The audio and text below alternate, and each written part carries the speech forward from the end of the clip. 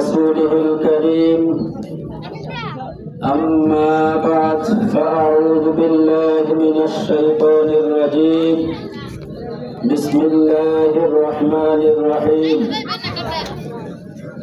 وقاتلوهم حتى لا تكون فتنة ويكون الدين كله لله সর্বপ্রথম মহান রব্বুল আলামিনের দরবারে লাখ কোটি শুকরিয়া জ্ঞাপন করছি যে মহান রব্বুল আলামিন আমাদেরকে একটি খালেস ইসলামী সংগঠনে থেকে সাড়া দিয়ে আজকে আমরা এখানে কিছু কথা বলার এবং শোনার সুযোগ করে দিয়েছেন। সেজন্য রব্বে করিমের দরবারে শুকরিয়া জ্ঞাপন করছি। আলহামদুলিল্লাহ আলহামদুলিল্লাহ। লক্ষ কোটি দরুদ সালাম প্রিয় নবী সাইয়্যিদুল মুরসালিন রাহমাতুল লিল আলামিন মুহাম্মদুর রাসূলুল্লাহ সাল্লাল্লাহু আলাইহি ওয়াসাল্লামের কদমে। সম্মানিত উপস্থিতি,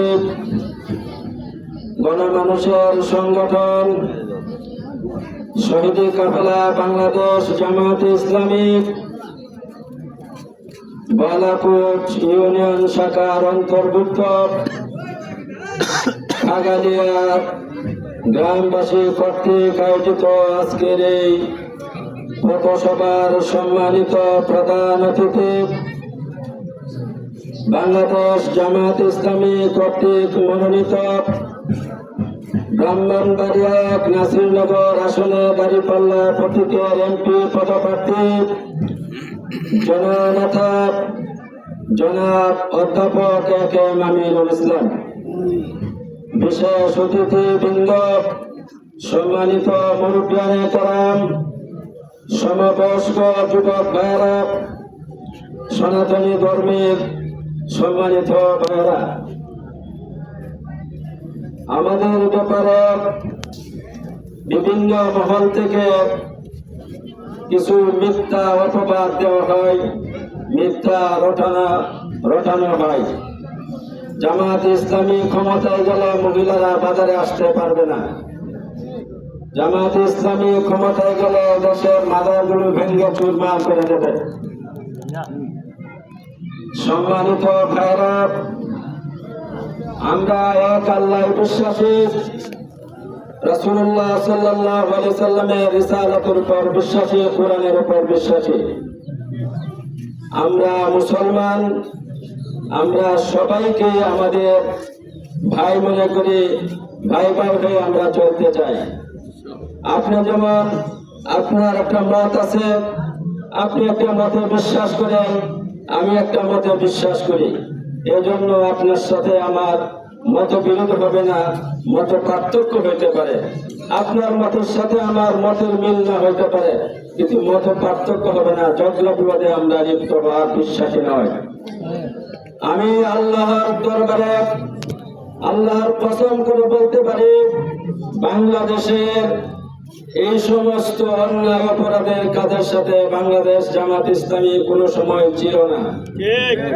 আমার বাড়ি কচুয়া, আমার গ্রামে মাজার আছে, আপনারা জানেন। আমার বাড়ি একেবারে পাশে, মাজারের লাগা বাড়ি আমার। মাজারের লোকজনকে জিজ্ঞাসা করেন, আমরা কোনোদিন তাদের পুরুষের ব্যাপারে, তাদের ব্যাপারে কোনো সময় কটু বাক্য, তাদেরকে তিরস্কার করার মতো আমরা কোনোদিন কোনো কথা বলি নাই।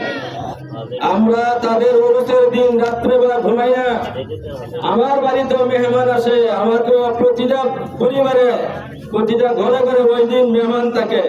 আমরা জাগ্রত থাকে, তাদেরকে জায়গা করে ঘুমার সুযোগ করে দেয়, আমাদের তাদেরকে খোলা করার সুযোগ করে দেয়। আমরা এই সমস্ত গর্হিত কাজে, অন্যায় কাজে আমরা কোনো সময় সমর্থন করি না, করবেন ইনশাল্লাহ। আমি আল্লাহর কসম করে বলতে পারি, বাংলাদেশ জামাত ইসলামীর হাতে এদেশের সকল মানুষ নিরাপদ। হিন্দু ভাইদেরকে নিয়ে অনেক নাটক সাজানো হয়েছে, যারা স্বাধীনতার পক্ষের শক্তি বলে দেশের মানুষকে বিভাজন করে রেখেছে, পার্থক্য করে রেখেছে। সেই চেতনাবাদীরা আমার দেশের হিন্দু ভাইদেরকে নিয়ে অনেক লীলা খেলা খেলছে। দেখা গেল তাদের লোকজনে তাদের বাড়িঘর দখল করছে, জামাত ইসলামী কোন হিন্দু ভাইয়ের কোন জায়গা সম্পত্তি দখল করছে বাংলাদেশের কোথাও প্রমাণ দিতে পারবে না। ঠিক। আর একটা কথা, মহিলারা বাজারে আসতে পারবে না, চাকরি করতে পারবে না। অবশ্যই পারবে, তারা তাদের শালীন পোশাক পরে ডাক্তারের কাছে যেতে পারবে, বাজারে তার কাছ থেকে যেতে পারবে। এই সমস্ত তাদের নাগরিক অধিকার। আমরা বাজারে দেওয়ার কিছু নেই, আমাদের কোন অধিকার নাই। সুতরাং আমরা আমাদের আমির জামাত পরিষ্কার করে বলেছেন, নারীদেরকে আমরা আরো সুযোগ করে দেব।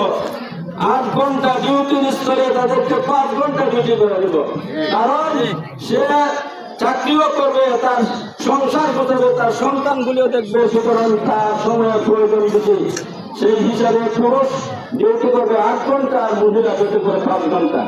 বাংলাদেশ জামাত ইসলামী ক্ষমতায় গেলে নারী নেতৃত্ব অধিকার ইনশাআল্লাহ আমরাই প্রতিষ্ঠা করব। আমরা এই দেশের মানুষ, এই অঞ্চলের মানুষ রাস্তাঘাটের জন্য আমরা অনেক কষ্ট করি, ব্রিজ কালভার্ট নাই, আমরা কিন্তু রাস্তাঘাটের জন্য অনেক কষ্ট করি। আমি আমাদের যে প্রার্থী হয়েছেন অধ্যাপক একে আমিনুল ইসলাম ভাইয়ের কাছে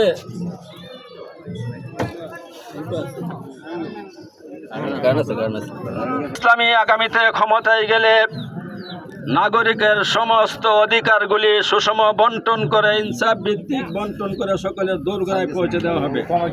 আপনাদের কাছে আমার বিনীত অনুরোধ, এই দেশের মানুষের শান্তি শৃঙ্খলার জন্য আল্লাহ মার্কায় সকলেই ভোট দিবেন, আমাদেরকে সহযোগিতা করবেন, সেই উদাত্ত আহ্বান জানিয়ে আমি আমার বক্তব্য এখানে শেষ করছি। বাংলাদেশ জামাতে ইসলামী জিন্দাবাদ, দাঁড়িপাল্লা মার্কার বিজয় হোক জিন্দাবাদ। সকলে ভালো থাকুন, সুস্থ থাকুন। আসসালামু আলাইকুম ওয়া রাহমাতুল্লাহি ওয়া বারাকাতুহু।